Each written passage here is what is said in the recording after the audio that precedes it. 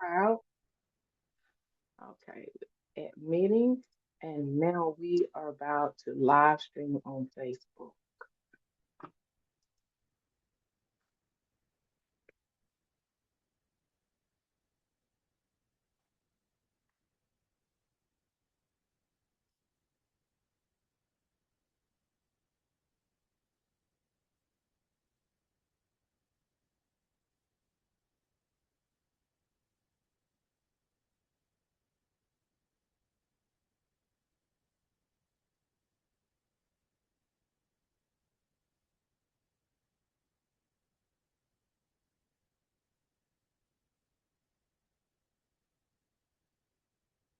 Okay, the meeting is now live streaming on social media. So if you choose to, we are on our Team Flip page. And if you want to share it out, you may do so at this time.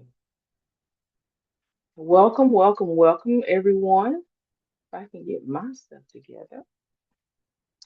To a wellness tour hosted by Team Flip.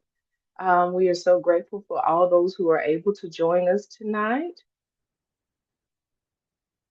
And make sure I have my view together. Okay. So this wellness tour is her body, her power, her strength. And sometimes we don't quite understand, quite know what our strength is. We really don't know our bodies. But this is what this wellness tour is about. So, welcome, my sisters. We all know that May is Women's Health and Mental Health Month. So last evening we were filled with very much knowledge of referencing the reproductive system. We had Kayla Baker. She shared information about cervical cancer and HPV virus, followed by Unity Wellness out of Lee County. Reps Lakeisha Dowdell and Michelle Mitchum, they shared helpful information about HIV testing. And don't, well, I think this is how she said it. Assumption is not awareness. So, oh God, last night was just overwhelming with knowledge. It was absolutely wonderful.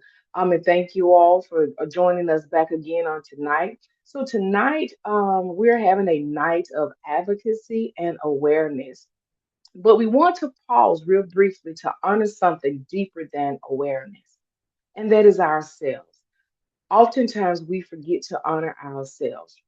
Our bodies and our minds carry so much that, we have to realize that our minds carry things that we never say. Like right now, I'm thinking of things that I have to do, but am I going to write it down? Am I going to speak it? No, it's just going to stay in my mind until I do it. So that's what we're here tonight for. I'm sorry, you all. I shifted my. So, Tonight's space is a reminder that wellness is not a luxury. Okay, it's a right. It's a right that we have. It's our birthright, and we have the right to choose to rest, ask for help, listen to our bodies as they whisper before they begin to scream. Because y'all know we'll push. We women will push and push and push until we can't push anymore. So, and I'm going to use this for example, if you do not mind briefly. Here at home, our cable sometimes will go out, and we can go in and press that reset button. We can wait on that reset button. Sometimes it works and sometimes it doesn't, but not until we unplug it. We unplug from the power source and we count to 30 and we plug it back in and then it reconnects. Some may say it reboots. So sometimes that's what we have to do. We have to unplug from all these sources that are pulling our power, and focus on us. So tonight, we are going to reboot wellness, learning to prioritize our mental, emotional, our physical, and spiritual well being. This is a moment of support and strength. We're learning to how to come from trauma to survivorship, from stress and healing beyond the physical. So I'm going to allow our guests to introduce themselves. Miss Juliet, if you would go first, we would appreciate it. Good evening. How are you guys doing? My name is Juliet Wise. I am a sex trauma therapist, sex trauma, an intimacy therapist and an advocate for women who have a history of sexual trauma and desiring to grow in their intimate relationships. I own Journey to New Beginnings Counseling Services and also I'm an author of Heal Deeply Journal. Okay, great. And we also have Miss Shambria Davis. If you would introduce yourself. Yes, good evening, everyone. My name is Shambria Davis, and I am a public health communications consultant. I am the founder and CEO of SNR Consulting, and I am super excited to just have this conversation and to go on this tour. You know what? And I am not Funny Ross. I am your host for the evening. I like to call myself the Pink Promoter, and that pink stands for prevention, inspiration, navigation, and knowledge. So come on, ladies, let's go on this tour. We got free parking, we got free admission, and I don't know if you've had anything, but I'm pretty sure you got free food. So this is one of the most inexpensive but healthy, wealthy tours that you will ever go on. So tonight is about physical, emotional, and spiritual. I just want to read out some statistics since we're here in the state of Alabama. Alabama experienced high rates of chronic stress related to conditions including hypertension and autoimmune disorders. Black women suffer significantly experience chronic stress, but less likely to receive treatment. And I'm reading these off because this is very important. Chronic stress increases the risk of heart disease by 40%. You know, we hear hypertension, but it's actually high blood pressure. Okay. So we want to make sure that we understand these terminologies. Alabama has one of the highest heart disease mortality rates in the country. So tonight we're going to talk about healing, healing beyond the physical. And in Chambers County, I just want to share this. Over 30% adults report inactivity, stress-related behavior. And we are also limited on our mental health um, access here locally. So we have to drive to other counties in order to receive treatment, therapy, or counseling. So I'm going to jump in these questions real quick, and we'll have a Q&A at the end. So my first question is, and you all choose, Shambria and Miss Juliet, you all choose who wants to answer first. When you hear the phrase of women wellness, what does that mean to you personally and professionally? After you, Juliet. Um, hmm. When I hear the phrase women wellness, I'll start personally because I've been in a journey of my daughter graduating her senior year from high school this year, owning my business, trying to grow the business, and trying to stay relevant, which that is, that could be whatever, because relevant is up to you and God, right? But in our head, the subconscious tells you if you're not still showing up in the same way, I may not be relevant, right? But women's wellness for me personally represents understanding when it's time to break, understanding when it's time to pause, and recognizing that we don't always have to be strong. I especially feel like as African American women, we've been taught so much to stay strong, and we don't. It's almost like a curse word to be present with the word weak.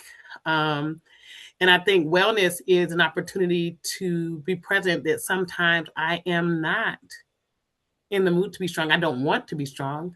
I need moments for rest. I need to refresh my soul. I need to take care of myself. I need to honor the things that invoke feelings of, I don't know, feelings of not being enough, feelings of overwhelm, all the things that show up that are underlying beliefs connected to us not giving ourselves permission to rest. So for me, women's wellness represents honoring that sometimes I need to slow down. Sometimes something could be wrong. And it's okay. It's compassion. It's showing up for ourselves and saying, okay, let me give myself some time to show up. Yeah, I agree with you, Juliet. You made some heavy points.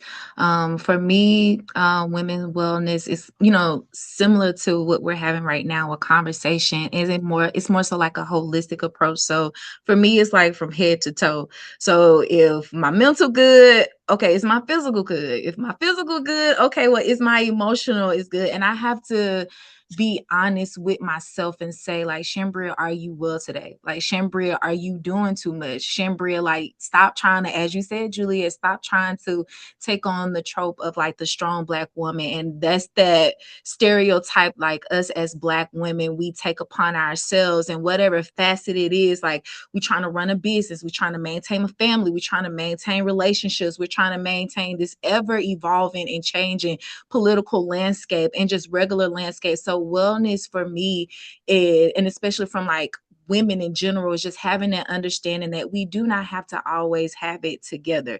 We do not have to always feel like, okay, it's me and this, then you have to rest. You have to be vulnerable, and you have to surround yourselves with individuals who are on the journey with you to uplift you and to remind you, like, hey sis, you need to chill out. So that's what it means to me. So I think y'all are just talking to me, and I'm going to hang up this call right now, and you all can continue on the best way you can. That y'all are talking to me. So I'm grateful to be here because sometimes we do feel like we have to just go and do and go and do. So my next question is because this is good and I'm taking notes. So if y'all see me turn my head, I'm taking notes. Is making sure that we're good physically, mentally, and emotionally because sometimes we can be good mm, emotionally, we may not be good physically, or we could be good physically but not emotionally. So when you do think of why do conversations like this? Why do you feel like these are necessary? Because I heard you say that, Chambry, is just being in having this type of conversation. Why do you feel that? Because we don't have the conversations, and when we do, I feel like they're just drive-by conversations. I feel like just from like a generational standpoint, a cultural standpoint, we're told to be strong, and not only are we verbally told to be strong, but we see it. Like, if our mothers or grandmothers or great grandmothers, if they had to bear the load, so to speak, of making sure that the family was fed, that the spouse was well taken care of, if the kids was well taken care of, we see that. So when we see grandmama or we see mom working hard and just trying to make a way for the family, but don't give language to the tiredness that they are, receiving or Mhm. experiencing, then we see that it's a continuation. So for me, it's just about being culturally aware of what it is that we're passing down, being able to sit still and realize, okay, we need to have these conversations, and understanding that it's like a bi-directional effect in that regard. So, and especially as we move forward, like in younger generations, like the physical makeup of everything is tied to, the mental well-being is tied to all of those things to help us function as a woman. Miss Juliet? Okay. And I was going to say, I think I love what you're saying, Shambria, because I think even in sitting in spaces like this, it provides the permission. It provides the permission to be heard, to be seen, no matter what role you're in. And like I was just listening to you talk, and even my nervous system felt the calm and the nurturing. And I think oftentimes when we have permission in this space to have another woman say to us, you have permission to be still, you have permission to rest. I identify with you. I'm tired too. I'm overwhelmed, because oftentimes we carry this trope and we're not giving ourselves permission. So then, like you were saying, I think I'm repeating something you were saying, but then we then lead and people imitate us. So everybody's acting strong. Everybody's acting like we got it together, Mhm. but we all about to stroke out. So I think that when we give ourselves the permission to love on one another and to show up and say it's okay to be tired, it's okay to be overwhelmed, it's okay to be making moves while at the same time feeling like, can I make the next move? It is okay to be in those positions and be here. So when you talk about conversation, I think that the conversation provides us that permission. It provides us permission to be tired, to need wellness.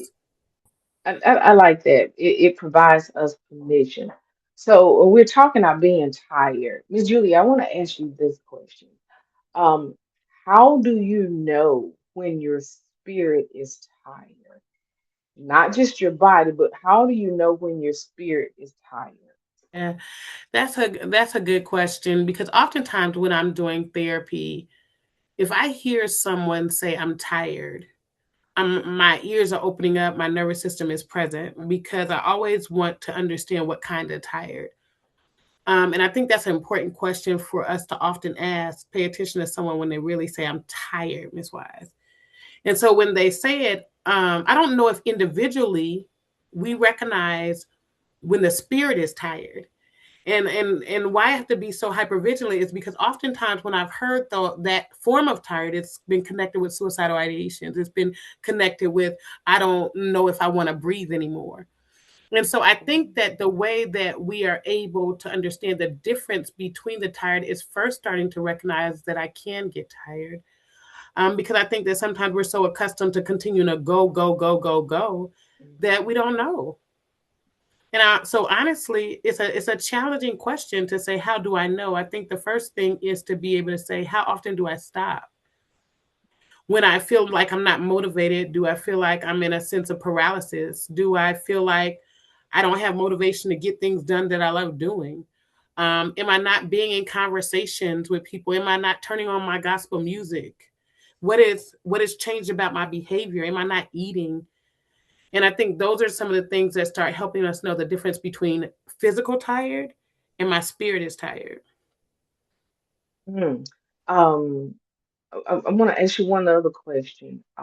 What are some of the early signs of burnout that women often ignore? Since I heard you say that sometimes we don't even know when to stop and how to stop. We don't realize it. So what are some of the early signs of burnout that women often ignore? Losing interest in things you love. I think sometimes when you're losing interest in something you love, it's time to assess like what's happening right now. Am I taking time to restore myself as a therapist and as a woman who works with women who are dealing with trauma? If I'm not paying attention to the things that I normally do, like take a trip here and there, go out with my girls, go out with my sorors, do whatever I need to do. If I'm not doing those things and I'm recognizing that I'm losing interest in the things that I normally like to do, I feel like that's one big sign of burnout. The next sign of burnout is when you're not showing up anymore. You're not showing up the way you're accustomed to showing up, not showing up on time, not invested in the same way, just not a lack of motivation. I think irritability is a sign of burnout. Irritability about things that usually you would probably be able to deal with differently. Mm-hmm. It's like, why is this frustrating me in this way, right? I believe that's a sign of burnout. Not wanting to get up for the things that, and I keep going back to the things that wake you up, the things that really usually keep you alive and motivated, and then you're just recognizing that I don't have the desire to get up. I don't have the desire to move. And so I think I'm trying to think if I left anything out. I think those are some large signs of burnout, the weariness, the lack of motivation, the irritability, the not showing up in the same way as you did before. And I don't know, Shambri, if you could think of anything I didn't mention. No, you covered it well. It really spoke to me when you're talking about like being irritable about things that normally wouldn't make you irritable. And I have to be honest and remind myself too, carrying on like a space of, like motherhood and realizing that Shambri, you have to be mindful of the burnout that you may be experiencing. You have to recognize it. You have to give it language, because if not, what you do not want to do is quote unquote take that burnout and put it on your daughter, and for what, you Ah, see what I'm saying? So I resonate with you when you talk about like being mindful of what that looks like and being irritable and saying, okay, I need to take a step back. I need to stop trying to do 50, 11 things at one time and realize, like, Shambria or whomever, you're not a machine, and it's okay to just like woosah. I keep telling y'all, I'm gonna get off of here. Y'all are not going to talk about me tonight. Y'all Y'all are not going to talk about me tonight. And for those who are on the Zoom, if you have any questions, put them in the chat and we'll try to ask them. I just want to jump in real quick. Thank y'all for joining in tonight on our wellness tour. Tonight, where we're talking about physical, emotional, mental, and spiritual wellness. So Miss Juliet, thank you. I'm over here writing notes. Sometimes we don't understand. Um, what our burnout is. We tire. How do I stop? We begin to lose interest. So if these things happen in what you're doing, it's time to take a break. Losing interest, not showing up, and not just getting up. And some people don't understand that if you're in the morning time, you're just like, I just want to lay, I don't want to do anything. I once heard that just the decision of whether you're going to brush your teeth or not, that is a mental decision. So that's mental well-being. And sometimes we don't realize we're drifting off into that state when we choose not to get up and do the simple things that's part of life. So, Ms. Juliet, thank you so very much. Thank y'all for this input. I'm really enjoying this. Um, let's go a little bit out to the left. Let's talk about trauma, intimacy and trauma. So why do so many women struggle to talk about trauma, intimacy, or emotional pain? Well, I believe that oftentimes we're not given permission. When we look at statistics, 1 in 3, according to going back and forth, 1 in 3 women, sometimes 1 in 4. This year, I believe it's 1 in 4 women experience sexual trauma or some form of sexual trauma. Of course, I work specifically with women who have a history of sexual trauma. And I think that oftentimes, based on our culture and our history, we have not been given permission to talk about our trauma. And so then we carry Mhm. the secrets in our nervous systems for many years, and it shows up in our behavior, in our leadership, in so many things. And for me, as a survivor, also honestly, that was a lot of the motivation for me going into the field is wanting to understand the secrecy in our church environments because I experienced abuse in the church or in religious environment. And so wanting to understand the secrecy of these things and why things are not done, why isn't action taken to help people to have consequences, one, to heal in different things. And so for with understanding how often sexual abuse happens, and I know is it okay for me to talk about sexual abuse, sexual trauma? Okay. Yes, Okay. yes. Okay, I just wanted to make sure I wasn't jumping directly into just this form of trauma, but Mhm. with understanding how often sexual trauma happens in church environments and institutions from leadership, from different things, where oftentimes it's happening in a space where there is someone above you, or Mhm. of course, either above you or taken, something is taken from you. So in that, our voices are lost, right?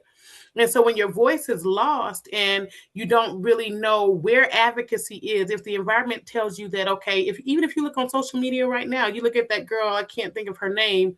Is it Meg Thee Stallion who got shot in the foot? Or you look at what's her name?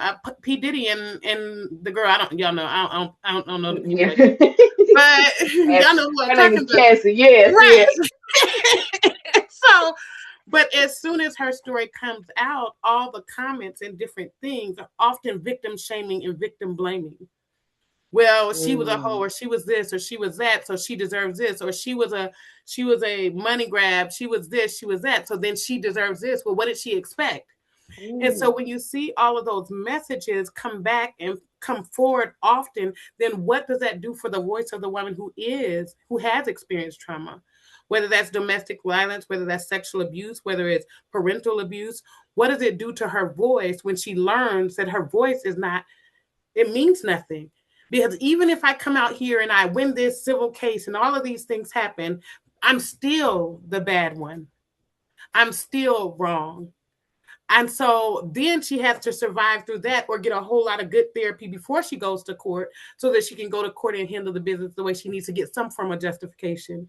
Because oftentimes in our in the legal system too, you're not getting, most times we're not going to get true justice. A lot of times people who have committed domestic violence or sexual trauma, they're they're not going to go to jail. The cases are not often indicated. There's not a lot of proof. There's so many things that keep people from being prosecuted for the harm they cause. And so that keeps us silent too. And so I think there's so many factors that keep us silent. For me, what kept me silent was the church and the way they responded to my abuse. The way I observed them at responding to other people's abuse. This is not everybody's experience, but this is mine. And so oftentimes I could see my abuser, or I could see other people that were affected or could be affected. And so in my mind as a teenager, I'm constantly hyper vigilant of how people would be protected. I'm constantly wondering, how can this person be protected? How can this happen? But my soul is carrying all the things that I'm going through while I'm trying to protect others. See what I'm saying? So oftentimes I struggle with God throughout life with that too, because it's like, God, how did you give me the gift to be able to see when somebody else could be harmed, but I wasn't protected? And so I feel like it is so many things that silence our voice, so many things. And it is conversations like this that start giving others permission to understand that it's not abnormal that your voice feels silent. It's not abnormal that it's difficult to talk about. This is your protective capacity. It's the way you survive. But then when you get into different spaces, you are able to get to a space of saying, okay, I'm older now. My nervous system has to understand I'm not where I was, whether it was when you happened as an adult or a child. It's understanding for the nervous system. That's the parts where, like on Inside Out, they have all those different parts. And so when we think about the adult self, I've had to tell my teenage self, you're not 15 anymore. You have this protector that's an advocate for women that goes out and tells them how to do this and do that and do the other. So you don't have to live from the space of protection of that 15-year-old, that 7-year-old. You don't have to function from that space. I'm here. And I'm here to nurture you, reparent you, and love you so that you can show up in a different way and learn to use your voice, because as you use your voice, you find freedom. So I hope I answered your question, because I can go on a tangent in this space because Yes, ma'am, you did. Somebody just put in the chat, this is powerful. And what we don't understand, and not until I got into the role that I am now, um, that victims are victims more than just one time. And as you talk about the judicial system, every time that a victim has to speak about it, every time that they see the individuals that are involved in what put them in that space, they become victims forever. Every time, every single time.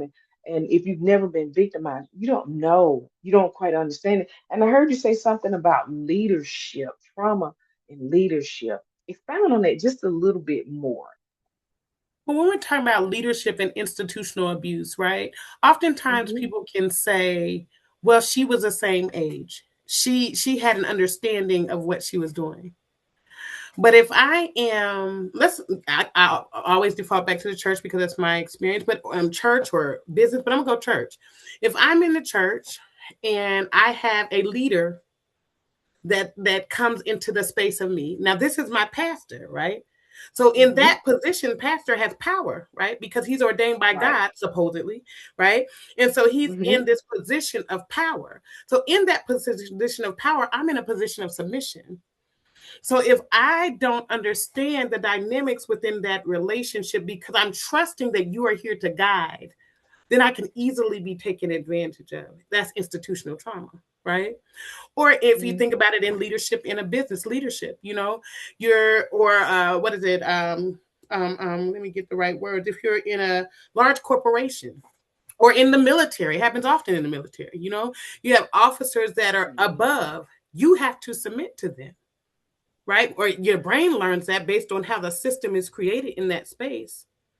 And so often the other thing I think that keeps our voices silent too is that sometimes people associate trauma, sexual trauma, any trauma with something that is on a movie or ravaging. And I don't want to diminish or invalidate anybody's experience because some trauma is experienced differently. But oftentimes trauma is not experienced in that way. It's experienced in a way that someone comes calm and sneaky and, just like the snake, just like in the Garden of Eden, right? And so Yeah. it can come very, very sneaky. And then before you know it, your nervous system says something was wrong with that. Your nervous system says there's a ick, there's a yuck that I feel in my soul. Your nervous system recognizes, how did I get into this space? And so institutional abuse and leadership trauma is very difficult, because that one is a big one that silences our voices, because you're looking around like, who's going to believe me? What am I going to lose? My Right? God. And so then that keeps us silent too. I want And to, then plus also, oh, go ahead. no. You can finish your thought. I want to add some, but I just want to say what she was talking about with leadership, and then plus that they're well known. Just like we want to go back to what we brought up about Dee Dee and Cassie, him being well known.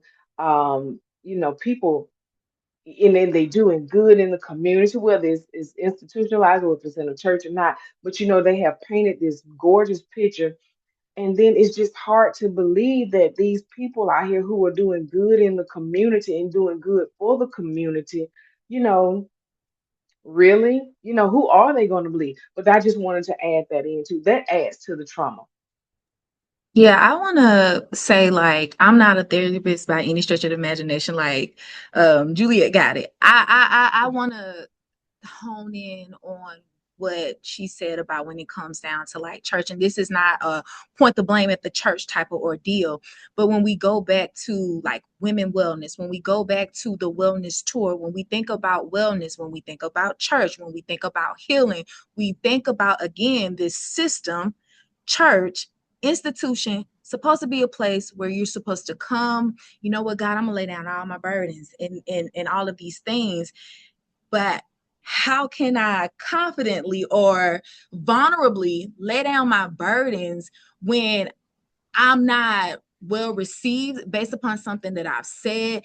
If I've looked upon in a certain type of way, I feel like in order for us to be well, not as women, even though it's the focus of the conversation, but as the culture and the community, we have to do better with how we show up when individuals are experiencing something. And like we said on last night's call, like, we do a disservice in our Black community when we continue to hush hush on certain things, or if somebody is coming to tell you like, hey, I'm not feeling well today, or hey, something has happened to me, or hey, whatever it is, mental, spiritual, sexual, and if somebody is in a vulnerable state trying to tell you and you dismiss them and say, well, you'll be all right, you'll pray about it, God got you, well, faith without works is dead, and I've been praying, so then what's next? And for me, I just feel like we have to do better.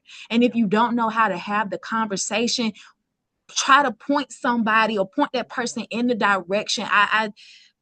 For me, again, it's not to point blame, but I'm just very passionate about, like, we cannot blame as a culture. We cannot blame anybody else for the stuff that we continue to perpetuate and do within our own community.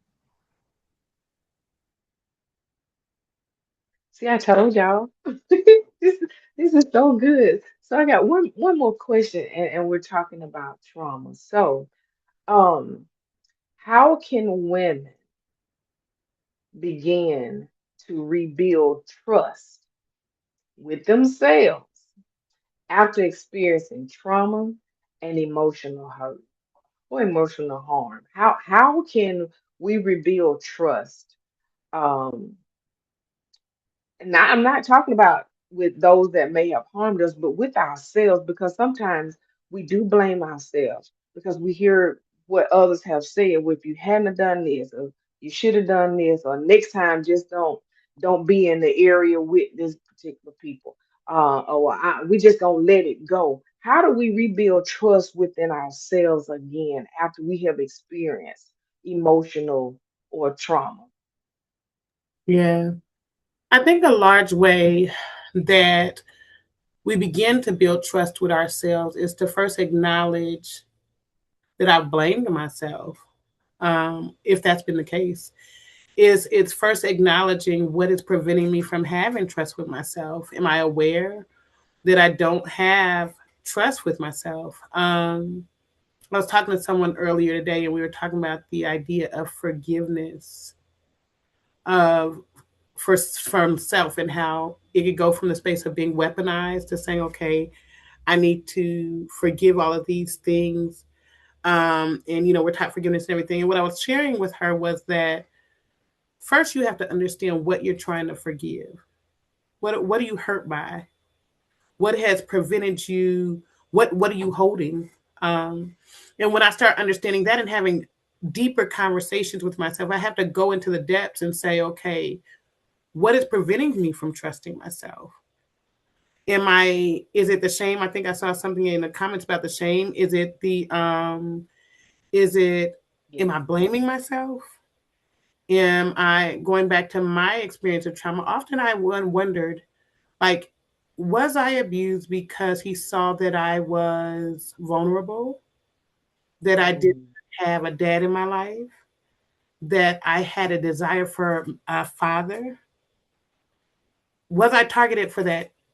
Oftentimes it's true based on statistics and predators. But I carried for a number of years saying, well, if I would have just known that I needed to look stronger, I didn't need to look like I desired a father, male companionship. I didn't need to look like that. And so when we think about that, and I'm talking about, I would be that hard on the 7-year-old self that experienced abuse, right? And we think about that logically, it's like, how would a 7-year-old know? Actually, it's not unnatural. She's supposed to desire a father. She's supposed to desire protection. She's supposed to desire hugs. She's supposed to desire nurturing. But what we don't recognize is that we become the judge and the jury for ourselves, and we don't really look at the part of us that experienced the pain and say, wait a minute. When I refer to myself as Tanya, because that's my middle name, that's what family everybody calls me, right? And so when I look at this little girl, Tanya, I'm like, but how would you know? You're not supposed to have to protect yourself, right? So then when we go into that space and say, okay, the way I develop trust with myself is now starting to understand what is the language I'm speaking to myself. If me, the adult self, is talking to the little young self saying, well, why didn't you know? Why did you want a dad so bad? Why were you so vulnerable? Why couldn't you protect yourself? You weren't supposed to know how to protect yourself, right? So now I'm having these conversations with myself, and I'm getting connected to the part of me, because oftentimes the part of us that is not trusting ourselves is not this adult self right here. We got to ask her, what age are you? How old is that part of you that continues to say you're not worthy of trust, that it's your fault, that, if I would have done this, or whatever that language is, whatever that narrative is, because when we get sad, oftentimes there's a narrative that plays. And if we get conscious with whatever that narrative is, when we're in the space of pain or whatever, there's a conversation that goes on. I know when I would cry, nobody's going to love me. I just wish, There's a narrative that shows up somewhere. And if we catch that narrative and we say, okay, if I feel it in my body, because I'm a trauma and body EMDR therapist, right? And I could go into explain, but if we feel it in my body, and I say, let me close my eyes and say, where is that pain that I feel in my body? You might say, I feel it in my stomach, I feel it in my chest, I feel it in my face. And then you let your brain float back and say, when is the first time I felt that? And if you allow yourself to be present and you allow yourself to float back, you're going to find that moment. And that's the girl you're judging. That's the person you're judging. That's the person you're not trusting. And it's just simply not fair. So then when we come from this adult self, we say, well, what does she need most? Well, she needs a nurturer. She needs a mother. She needs a protector. She needs a father. She needs to understand that this God is not represented by what these people doing. And so now I'm able to feed into that part of me. And in feeding into that part of me, now she doesn't have to protect herself, because I used to be a fighter. I'll cut you out, right? But quickly, right? but as soon as you start feeling that nurturing from this part, this adult that's raised my 17-year-old baby that's graduating in 2 weeks, right? This one feeds into that one. And as she feeds into that one, she stops showing up in a way where she has to protect. She stops showing up in a way where she's not trusting. She stops showing up in a way that she feels like she has to go into the room and be on guard. And now she's starting to trust herself because she's gotten the reparenting from the adult self, which is ultimately, out of therapy words, is loving that younger self. It's saying, who is that? Who is that with the words? Who is that when she's crying? Who is that when she's sad? Who is that when she's angry? Close my eyes, hold my hand on Mhm. my chest, let my body float back and say, when was the first time I felt that? It's going to come. And when it comes, that's when it's time to say, I've got to nurture whoever shows up. Wow. Wow. Nurturing whoever shows up. Shambria, do you have anything to add to that? No, ma'am. No. This is my last question. Specifically with this, what we're talking about right now. Um, what are some practices um that will help women to reboot themselves after stress, after loss, or after transition? We didn't talk about trauma from a transition, and that transition can be anything.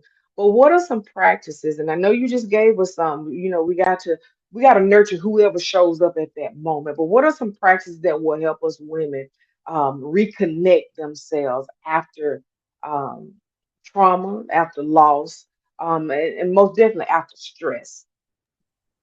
One of the practices, first choose to slow down. One, first give ourselves permission to slow down. Sometimes we're saying in our head, well, I got to do this. I got to show up for this one. I got to show up. But do you? Right? Do I have to do all of that? Give myself permission to slow down, because when I slow down, I'm going to see that my nervous system is probably extremely disrupted. Right? And that's what I had to learn for myself. Honestly, in the last couple of months, I've been going so much. And now when I'm finally slowing down, things are feeling, my head was hurting. I'm like, why is my head hurting? Because your body just slowed down. You've been adrenaline. So now your body is slowing down so that it can catch up and it can get back to ground. So slow down. That's the first thing. Take care of the primary things: eating, drinking water, taking a shower, like an intentional shower. Not, and sometimes we can not shower because of depression, different things. But what I'm saying in this space is intentional shower, intentional toothbrush, intentional putting on makeup, intentional perfume. Because when I'm slowing down in these intentional spaces, when I'm taking my scrub, I use a scrub to wash my body. Y'all know that long one that stretches, you can put it across your back. So, and so using those to like wake up your skin and wake up your nervous system, and slowing down when you're in the shower, playing some good music or some Mel Robbins, a book, Let Them, because Let Them will free your soul, right? And so slowing down and feeding into your mind, not with no goal to say, okay, I've got to get this shower so I can get to work. No, I need to slow down, get up early enough so I can take this shower, relax in this shower, and be intentional about caring for myself as I get up, eating intentionally, even when I'm sitting there with my meal, slowing down and chewing, enjoying my food. We be moving so fast, taking care of these kids, going to work, enjoy my meal. Let me taste my I eat food. on the go. I be in the car trying to eat sometimes, and then when Yeah. when I'm going, I feel like my blood pressure is sky high. I'm Mm-hmm. choking right here because my food hadn't gone down. It's Mm-hmm. probably sitting in my stomach, but that's just the way I feel because Yep. I didn't do it intentionally. Mm-hmm. Yep. So slowing, that's exactly it. And I'm sure it's messing up our digestive system because we're eating so fast. And then you think about the things like GERD, acid reflux, headaches, high blood pressure. All of these autoimmune diseases are a direct response to our stress, the way we're showing up, exercising, even if it's a 10-minute walk. I get up and do videos with YouTube, and there's this girl, I can't think of her name right now, but on YouTube, I'll go on there, some spaces she has Christian music. I'll do an indoor walk, do that for 10 minutes. Your body will feel really, really good afterwards. There's also journaling at the end of the night. Not no big old long journal. Don't put no pressure on yourself. Just thankful for today. I'm thankful that I made it. I'm thankful that I took a slow shower. I'm thankful that I listened to music. Another thing, on YouTube, I often give my clients this music called bilateral music. And I don't know if you guys know the song by Lauren Daigle, You Say I Am Loved. Lauren Daigle is one of my favorite singers, but you put those headphones on your ears. Bilateral is when it goes from the left to the right side of the brain. And what it does is it relaxes the brain and then brings it to a calm. You say I am loved when I feel I am weak. that song is a powerful song because what bilateral stimulation does is register that message on your nervous system. So those are the largest thing is taking care of your nervous system, drinking water, eating slowly, being intentional, pausing to go get you a massage. Yes, pay to get yourself a massage, get your toes done, get your nails done, get your eyebrows done. Do the things you can do, paint your nails, paint your toes, play your music, watch your show. Really just the smallest things. Oh, the other day I watched a Mel Robbins video. She said, look for the hearts in the day. Right? If you say today, I'm going to focus in on looking for hearts because I decided that I want to function in the space of positivity. When you decide and you set that intention for the day without pressure, because we don't need pressure, we need grace, we need compassion. If it shows up, it shows up. Look for the hearts for the day and say, okay, that's what I'm looking for. And just like yesterday, I was looking for the hearts. I was driving down the street. And that's the last thing I'm going to say. I was driving down the street and there was a big old tree, y'all. And I like to look at the clouds too, but it was a big tree. There was two big trees. And I'm a fantasy girl, but it looked like a big old king and a big old woman. And there was a heart between the trees like this because I was looking for the hearts. Right? So that's what I said, to be intentional. be intentional. We got to look for the hearts, and that's something we, even when we're driving, be intentional. Look for the heart. So now let's get on. We talked about spiritual wellness, mental wellness, and emotional wellness. Now let's get to the physical part of this. Shambria, this is for you. Got a question. From a public health perspective, what are some of the biggest barriers women face when trying to access quality health care? And we know this is the talk of the town. I think one of the biggest barriers that women face when it comes down to like access to care, unfortunately, is systems. And we know this, but systems, institutions are designed. And it's working. A lot of times we say, well, the system is no, it's definitely working how it's supposed to work for who it is supposed to work for and the community of people that it's supposed to work for. So when it comes down to if we know this system is working and it could it is disenfranchising a lot of Black and brown communities or low, income individuals, then I know we hear this a lot, but it's a sense of like advocacy, and we have to really advocate for ourselves. Okay, so what does advocacy look like? It looks like going to the doctor and telling the doctor, hey, I'm feeling or I'm experiencing this type of pain, and not being dismissed when I do advocate for myself. Advocating for myself looks like, okay, well, I don't have the financial resources.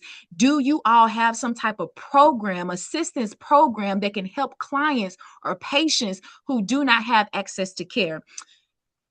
Advocacy within our community looks like banding together and saying, if my sister, if my brother is experiencing something, how can we as a community come together and help this brother and sister out? And I know, people can take up funds, people do GoFundMe, but it's about doing it and not staying on the back end or having this stipulation, yeah, we're going to raise this money for you, but then you got to pay us back, or doing it from the heart. So like I said, when it comes down to advocating for yourself, when it comes down to limitations in healthcare, you cannot help how a system is designed, but what you can do is advocate for yourself, and also know, because this is a barrier within our community, we know we need to band together, whether it's community-based organizations like Nafana, what you're doing with Team Look, when you are from a physical standpoint, and I see it on Facebook all the time, when you're doing community outreach and you're partnering with different like community-based organizations called community asset. So when we stop looking at our community from a deficit standpoint and start looking at our community from an asset standpoint and start realizing, okay, not what our community doesn't have, but what does our community have? So you have Team Whip, you have the organization that can help you along your journey if you've been diagnosed or you've been living. I've seen the line dancing happening. So you have those line dancing happening when you can be like, you know what, I want to be active, I want to dance, I want to have fun and stuff, and it doesn't feel like exercising. You have a Yoni Steam, shout out to Trinicia, you have a Yoni Steam practice where you can go to her and let me talk about my wellness. So when you look within your community and now outside of the systems, you will realize that you will be able to have the help and the support and the advocacy that you need in order to band together. So we're talking about advocacy, and that is the standpoint where I kind of came from last night. I hope I came from last night. How we have to advocate for others and ourselves. So you mentioned that sometimes women have to fight. Well, not just women, but we have to fight. Certain people have to fight in the system and with the system. So why is self-advocacy uh, so important in healthcare? Because who's gonna advocate for you? Like, who is going to really be able to know your story, tell your story, and experience your story like you when it's all said and done, and you transition out this world or whatever the case is, or you're down and you're sick. Like, people gonna have their memorial, cry their last tear yesterday, and they're gonna move on. But when you, like, going back again to what Juliet said, like, you have to know yourself. You have to understand your worth. You have to do the healing, whether you experience trauma or not. It's just about knowing yourself and advocating for yourself and awareness for all. So when you think about those things and realizing, okay, like, I have to speak up for myself, because who's going to speak up for me? If I'm a mother, who is going to speak up for me? I look at it like this. If I can't leave my babies out here in this world to fend for themselves, if I'm a caregiver for somebody, if they can't speak up and they're trusting me with their livelihood and they do not trust anybody else, I have to give a voice to not necessarily the voiceless, but to those individuals who may not been able to exercise their voice or don't feel comfortable to exercise their voice, because every time they try to exercise their voice, the system said, you need to shut up. And what I mean by shut up, I mean, hey, we're not paying for this. We're not covering for this. Your insurance don't do this. So you got to advocate for yourself, and you have to just be intentional about, my life matters. My existence matters. My health matters. My courage matters. My voice matters. Everything about me matters. And I refuse to let a system or individuals tell me about my worth, because best believe you all going to make sure you're straight before I'm straight. So to counteract all that, I'm going to make sure I'm straight. See, you know what? And I had to learn that. I had someone reach out a couple of weeks ago needing some assistance, and they just like, oh, okay, well, this is what this is going to cost. In so many words, call us back when you do get it, instead of saying, okay, so you don't have the finances to pay for this. Let me take you around the corner or go around the corner and speak with our financial counselor and let us get this taken care of the best way that we both can come together and take care of this. It's so unfair because a lot of times we miss out on services because we don't have the finances.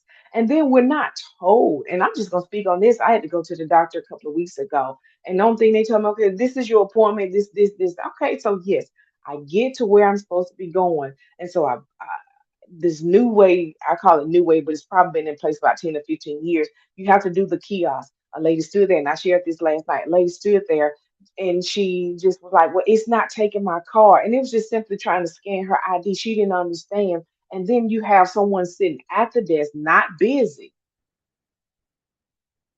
just sit there and watch her. And I'm going to use the word suffer. I think that was trauma. And this is going back to what we're talking about tonight. That is trauma in the medical profession. And sometimes we don't even want to deal with it. So we don't even go that way. And we was also speaking about this, and I want to interject this real quick. Part of your care team. What should be a part of your care team? And I think a financial counselor should be a part of your care team. What you think about that? I agree. When in public health, we have what's called the social determinants of health. And so essentially what it is, it's those factors that impact your everyday life. So those factors that impact where you live, where you frequent. So for instance, if you are a person that may live in a high crime community, well, the factors within it that impacts it may be, crime rates, or not access to, quality places to, go and frequent. So all of that to say, when we think about those social determinants of health and those factors that play a part, it goes with what we need about our care team. And like you said, we have to have a financial advisor. And a lot of times I hate to keep prefacing like Black individuals, but it's true. Like we have to call it for what it is. So we have to be able to say, you know what, I may not be financially strong in this, or I may not have the financial literacy or knowledge to be able to say, hey, how to manage my finances. Let me get somebody that's on or know a financial advisor that can help me so I can start being a little bit more financially sound with my expenses. It's not to say that you aren't, but you can always, I know for me, like I mean, we got degrees and stuff, but at the same time, you can always learn something. And when we position ourselves to have different teams, members that are proficient in this area, you have a trauma therapist, you have somebody that is in finances, you have a nutrition or whatever you can afford. That's when another form of advocacy, because you're not relying on the system. You are Mm. taking autonomy and control and advocating and putting these places in myself. So when I go back up to a healthcare facility, when I go see my doctor, because the financial advisor told me to watch this, because I had somebody to go over my triage papers to let me know what type of questions I need to ask. So that's what it means when it comes down to having that team. And I want to say this really quick, Nafana, because I know you and I have had conversations off record. I feel like we should do better, not just blaming it on a system, but we have to do better within ourselves. So if I am on the other side or on the working for a facility and I see my fellow person, I don't have to know them.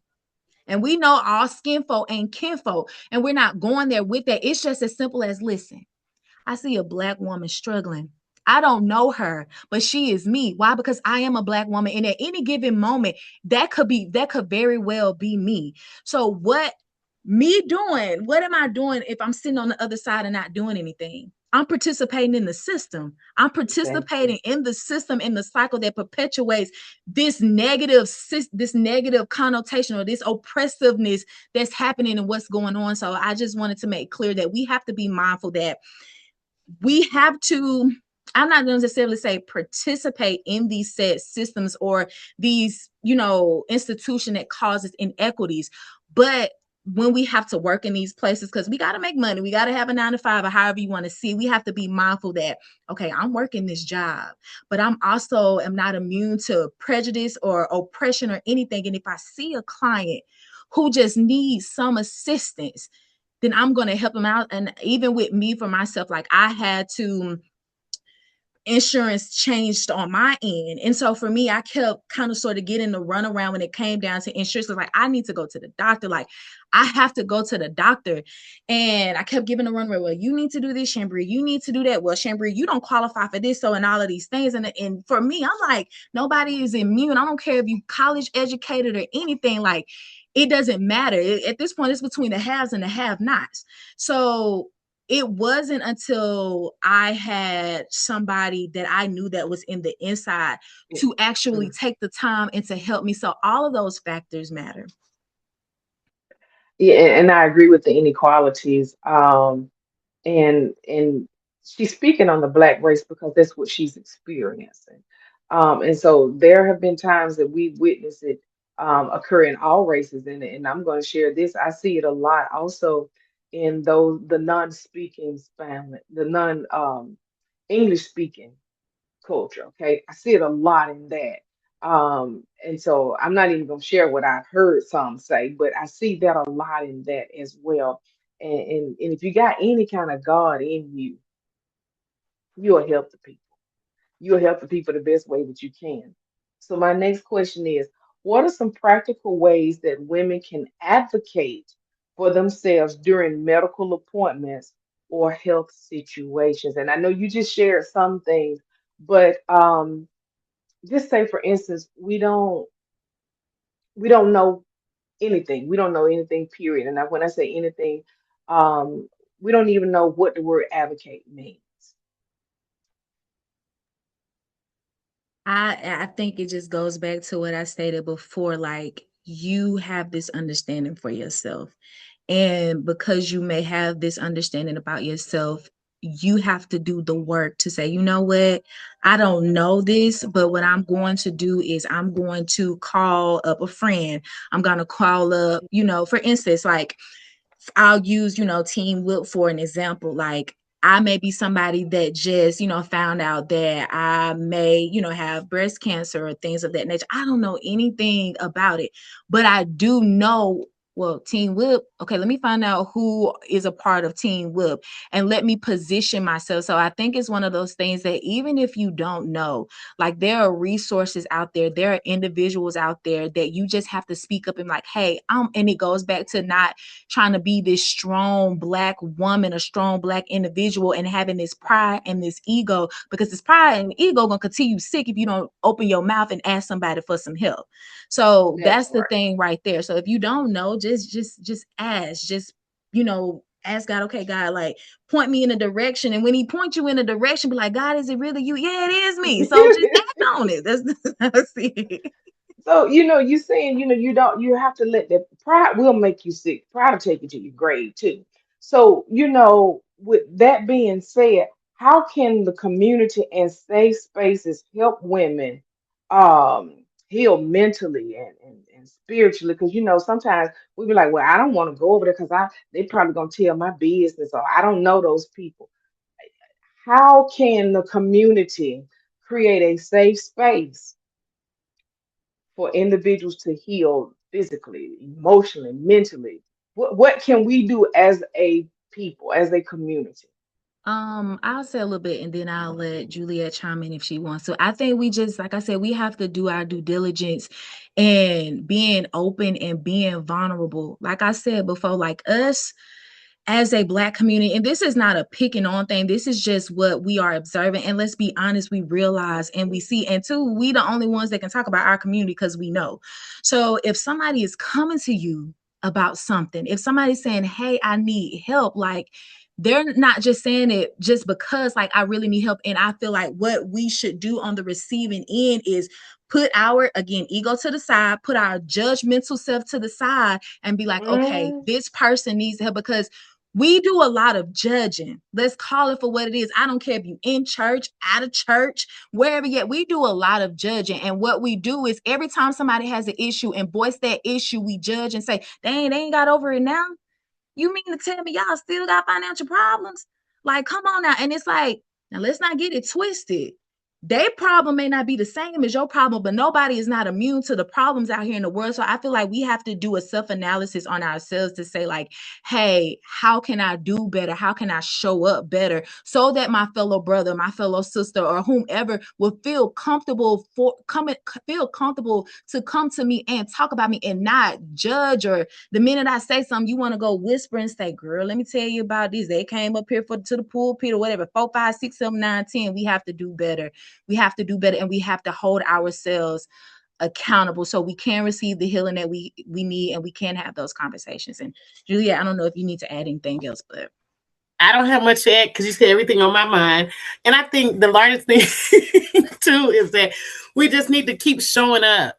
Like you have us here today, is just keep showing up, because when we keep showing up, we give people permission to ask, by these conversations, by all that information you just provided, Shambria. That was so helpful for me too, because sometimes I get nervous about asking questions like, are they going to think I'm dumb, or were they going, And so it's like us continue to show up to normalize that you are not the only one that deals with the fears related to talking about money, whatever, or abuse or trauma or whatever it is. You know what I'm saying? And so I think that's the largest thing that we can do in our positions when we have a skill is to show up, just continue to show up. And like you said, not just be kind, be loving, be what you want somebody to be to you.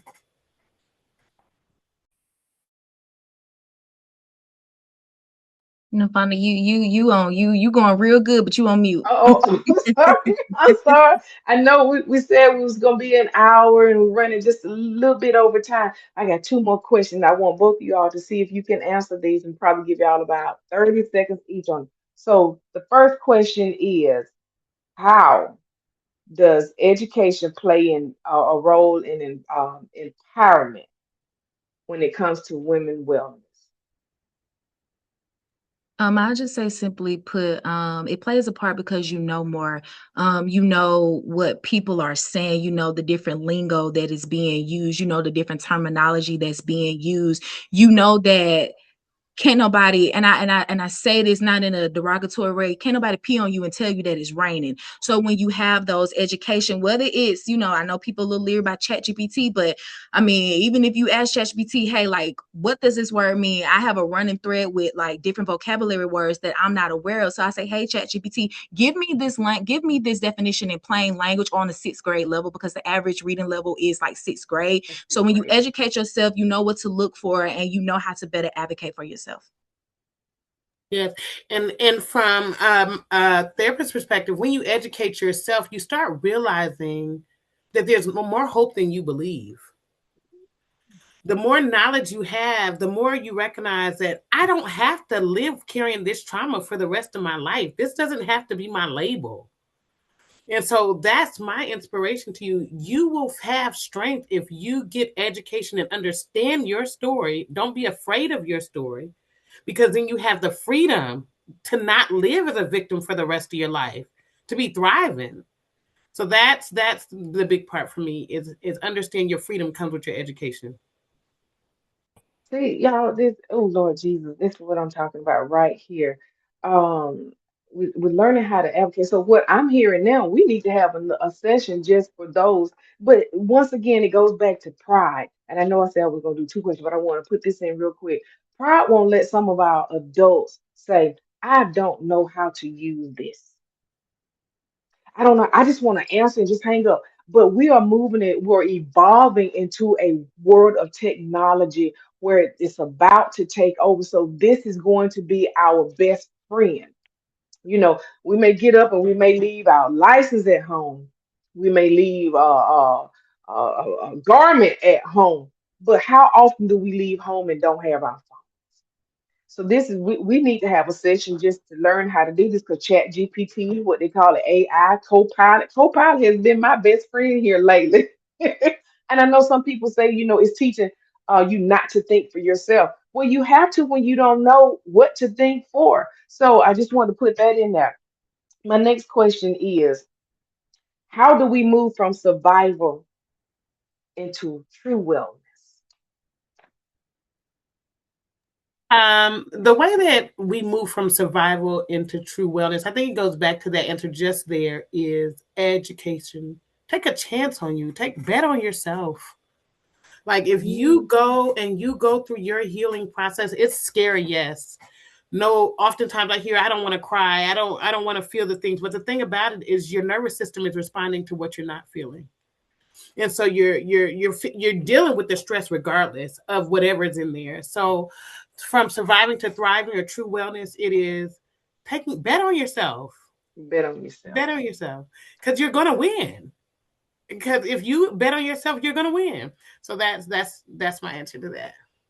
I'll just add briefly to say, like you said, Juliet, bet on yourself and just continue to give yourself grace. Like one thing that I tell myself when I look back at the Rolodex of my life, I'm like, Shambria, girl, there's some the decisions you shouldn't have made or things you shouldn't have put up with.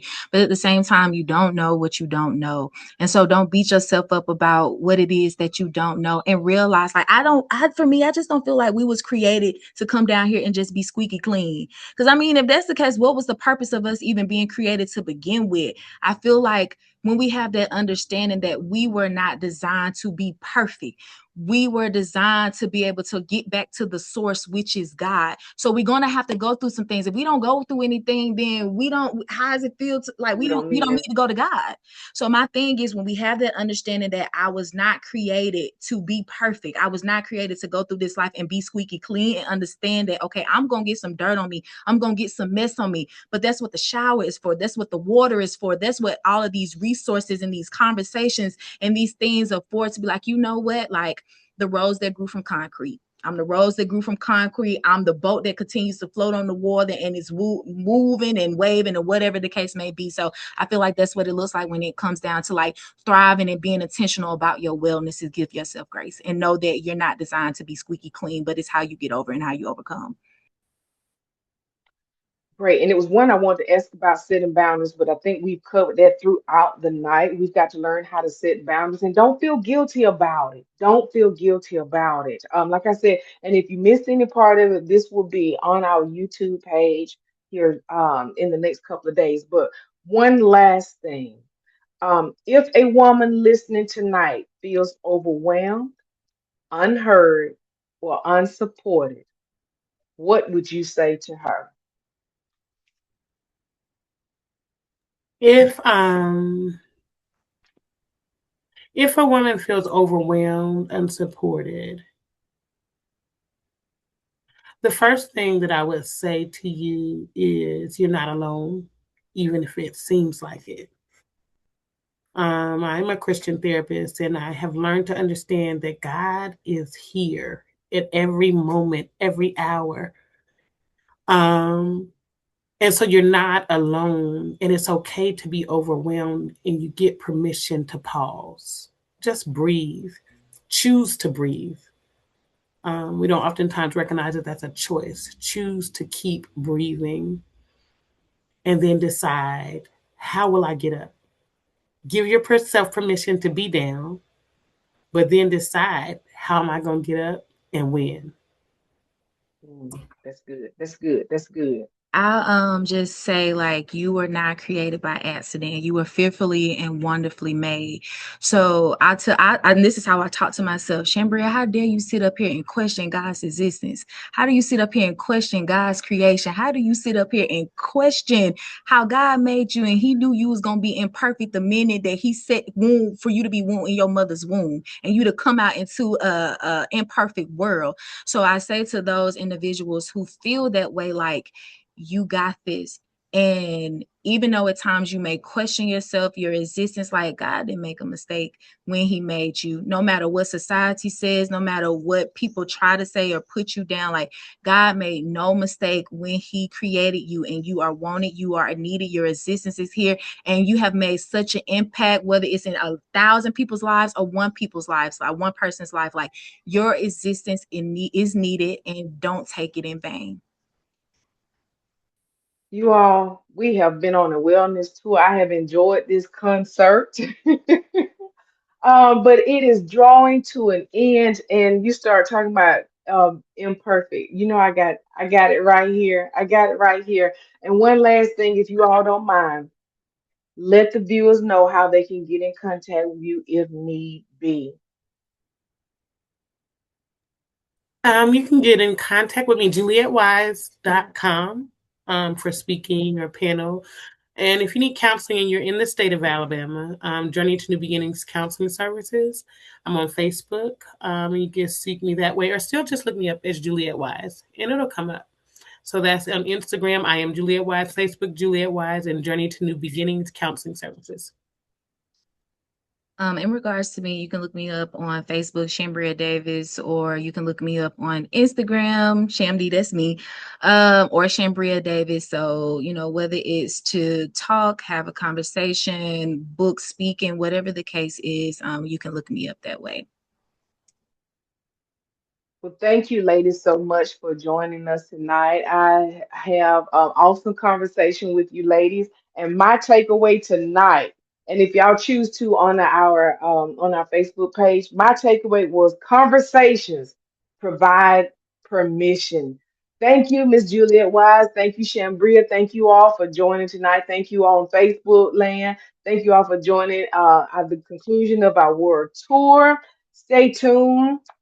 Follow us on Instagram, follow us on Facebook, especially on Instagram. We're trying to do more on our IG platform. Once again, I am your pink host, all things pink, which is prevention, inspiration, navigation, and knowledge. Y'all have a great night.